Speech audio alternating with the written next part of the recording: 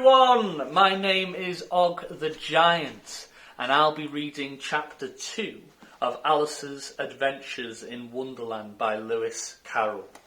Now, I've just read Chapter 1 in the first video, so if you're watching this and you haven't seen that, do click on the video beforehand. But my Chapter 2 friends, let us dive into a world of wonder to see what happens next. Now, just as a quick little recap of Chapter 1, we have got a young girl called Alice that is sleeping on a tree. She's leant against a tree with her sister, and her sister's reading a book. Now, Alice opens her eyes, wakes up, and notices a white rabbit with a waistcoat and a pocket watch.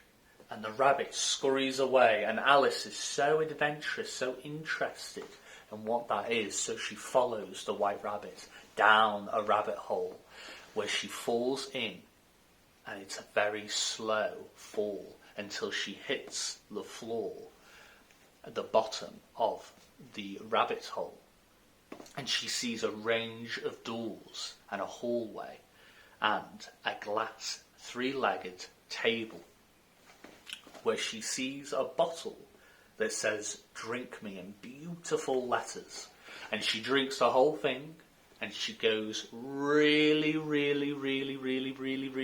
small. Then she notices a small door behind the curtain and tries to open it, but it's locked. And when she looks around, she notices that the key is on the table. So it's a glass table, and she can see it right through. So she tries to climb up the table, but she can't. So she notices just to the side of her a cake, and she eats the whole cake. Now, what I said at the end of the chapter was I was really interested to know what was going to happen when she eats the whole cake.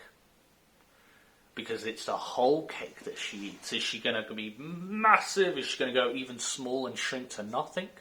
Is she going to turn into an animal? Or is anything going to happen? And I was very interested to see if she bumps into a rabbit again.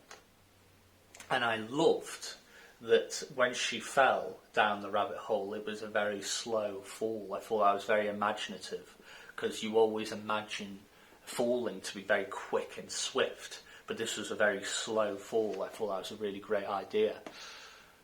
And then I thought, when she opens, or if she does open the door, what will she find? And that got me thinking, what is all of our wonderlands? If we thought in our head that we could open a door and enter a place like Wonderland, what would be your Wonderland? So, my Wonderland, and it could be anything you want, but my Wonderland, I think, would be multicoloured trees and a multicoloured pool of water that I could swim in. And it'd be like paint, different paints that you could just swim through. I think that would be an amazing Wonderland. That would be my Wonderland, but it'd be really interesting to hear what you guys' Wonderlands would be. Food for thought. But I think we should get started for Chapter 2. Are we buckled in and ready? Let's go. Chapter 2 of Alice's Adventures in Wonderland by Lewis Carroll. Chapter 2. The Pool of Tears. "Curiouser and curiouser," cried Alice. She was so much surprised that for the moment she quite forgot how to speak good English. "Now I'm opening out like the largest telescope that ever was. Goodbye, feet," for when she looked down at her feet, they seemed to be almost out of sight. They were getting so far off. "Oh, my poor little feet, I wonder who will put on your shoes and stockings for you now, dears. I'm sure I shan't be able. I shall be a great deal too off to trouble myself about you. You might manage the best way you can, but I must be kind to them," thought Alice. "Or perhaps they won't walk the way I want to go. Let me see. I'll give them a new pair of boots every Christmas. and she went on planning to herself how she would manage it. They must go by the carrier, she thought, and how funny it'll seem sending presents to one's own feet. How odd the directions will look.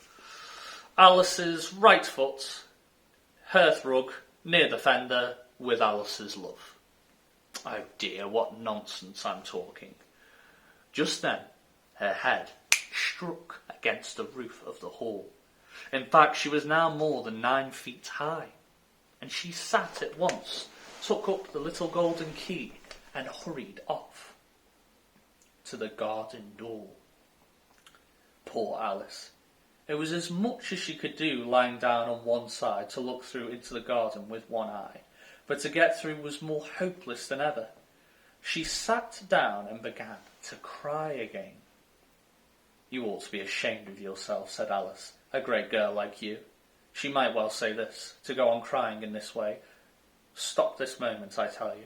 But she went on all the same, shedding gallons of tears, until there was a large pool all around her, about 4 inches deep and reaching half down the hall. After a time she heard a little pattering of feet in the distance, and she hastily dried her eyes to see what was coming. It was the White Rabbit returning, splendidly dressed, with a pair of white kid gloves in one hand and a large fan in the other. He came trotting along in a great hurry, muttering to himself as he came, "Oh, the Duchess, the Duchess! Oh, she won't be savage if I've kept her waiting." Alice felt so desperate that she was ready to ask help of anyone. So when the rabbit came near her, she began in a low, timid voice, "If you please, sir." The rabbit started violently, dropped the white kid gloves and the fan, and scurried away into the darkness as hard as he could go. Alice took up the fan and gloves, and, as the hall was very hot, she kept fanning herself all the time she went on talking. Dear, dear, how queer everything is today. And yesterday things went on just as usual. I wonder if I've been changed in the night. Let me think. Was I the same when I got up this morning? I almost think I can remember feeling a little different. But if I'm not the same, the next question is, who in the world am I? That's the great puzzle.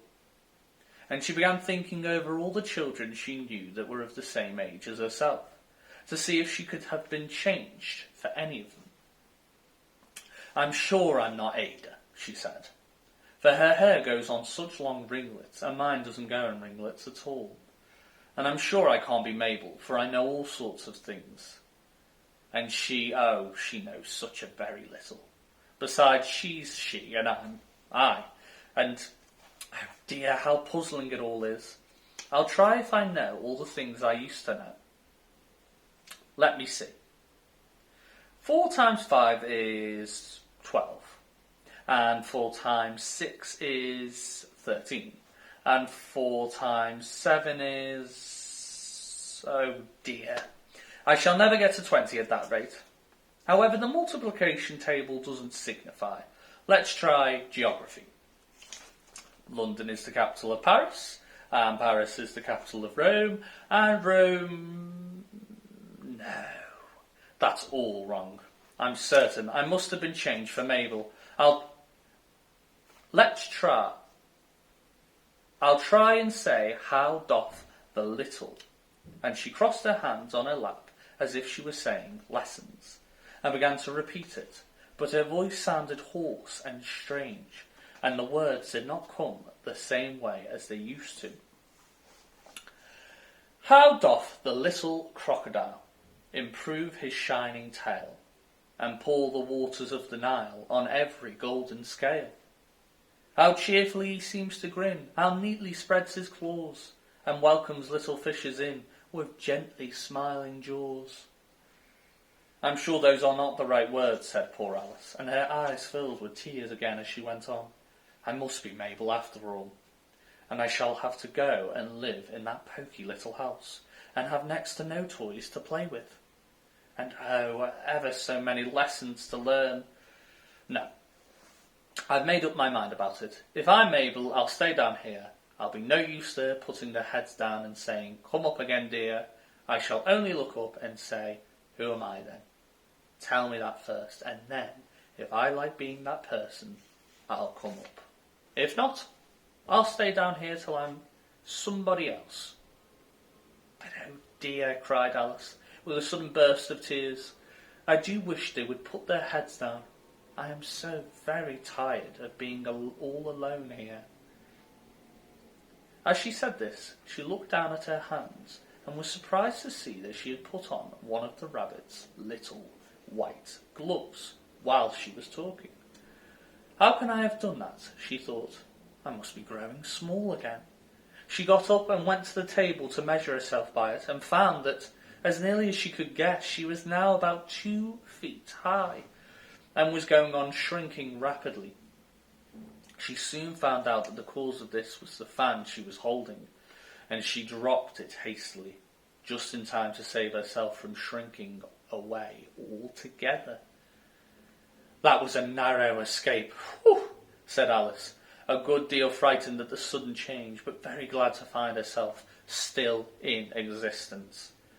And now for the garden, and she ran with all speed back to the little door. But alas, the little door was shut again, and the little golden key was lying on the glass table as before. And things are worse than ever, thought the poor child, for I never was so small as this before, never, and I declare it's too bad that it is. As she said these words, her foot slipped, and in another moment, splash! She was up to her chin in salt water. Her first idea was that she had somehow fallen into the sea, and in that case I can go back by railway, she said to herself.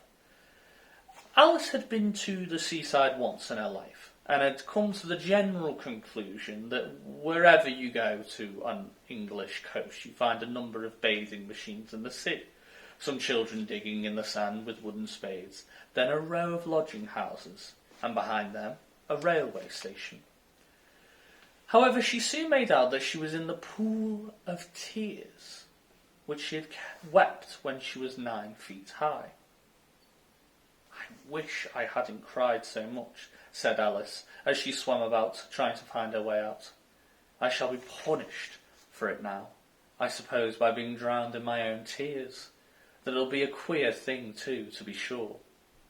However, everything is queer today. Just then she heard something splashing about in the pool a little way off, and she swam nearer to make out what it was. At first she thought it must be a walrus or a hippopotamus, but then she remembered how small she was now, and she soon made out that it was only a mouse that had slipped in like herself. Would it be of any use now, thought Alice, to speak to this mouse? Everything is so out of the way down here that I should think very likely it can talk. At any rate, there's no harm in trying. So she began. Oh, mouse, do you know the way out of this pool? I am very tired of swimming about here. Oh, mouse.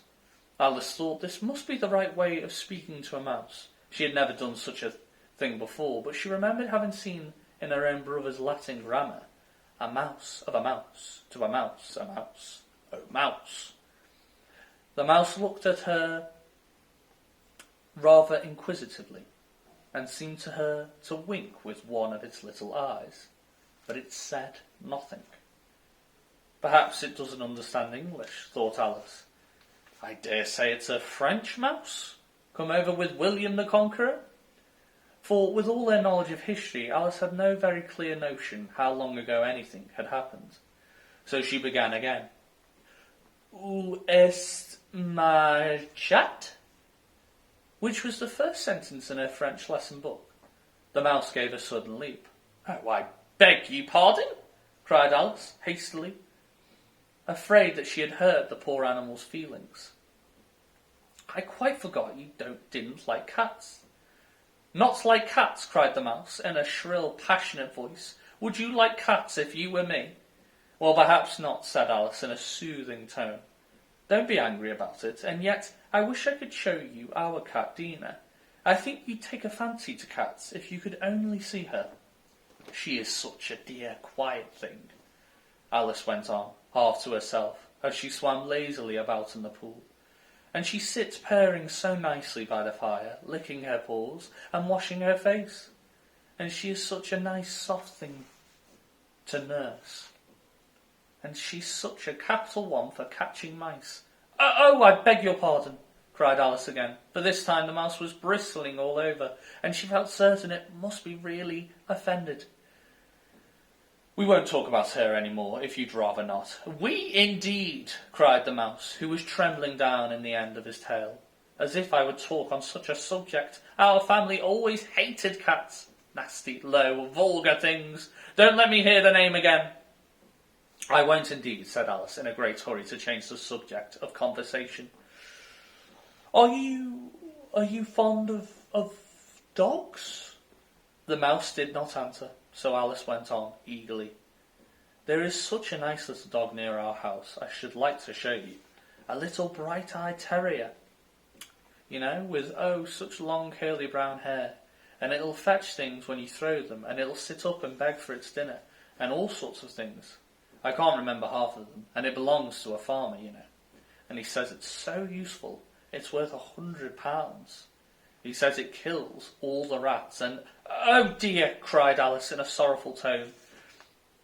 I'm afraid I've offended it again, for the mouse was swimming away from her as hard as it could go, and making quite a commotion in the pool as it went.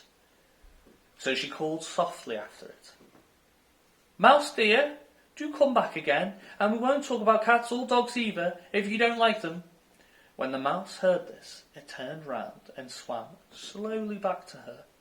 Its face was quite pale with passion, Alice thought, and it said in a low, trembling voice, Let us get to the shore, and I'll tell you my history, and you'll understand why it is I hate cats and dogs. It was high time to go, for the pool was getting quite crowded with the birds and animals that had fallen into it. There was a duck, and a dodo, and a lorry, and an eaglet, and several other curious creatures. Alice led the way, and the whole party swam to the shore. And that is the end of chapter 2. I thought that was a really, really great chapter, and I hope you enjoyed it as much as I did. I thought that it was really interesting the different sizes Alice goes through, and how when she was crying when she was really tall, there was lots of big tears coming out, and then when she was really, really small, it was like an ocean. I thought that was really imaginative. And I keep seeing a lot of the imagery. I see that imagery very clearly in my mind. And I'm wondering, do you guys see the images that are described in the book? I think they're very detailed and you can very much see them. And I'm wondering about the mouse, this new character. And there was a few at the end there. There was the dodo and a couple of others. And I'm wondering, are we going to get to know them more? And I can guess, I don't know if you guys, but I could guess why the mouse doesn't like cats and dogs. Because maybe they've been chasing the mouse in the past. But I wonder, is there another reason? And is Alice ever going to get through that door? Because the key's on the table, so... And she's dead small again, so I wonder how she's going to get through that door. Yeah. Well, it is food for thought, and I hope you all enjoyed Chapter 2 of Alice's Adventures in Wonderland, because I surely did. Now, please do stay in tune for Chapter 3, and I can't wait to find out what happens there. Have a great day. Thank you all so much. Bye-bye.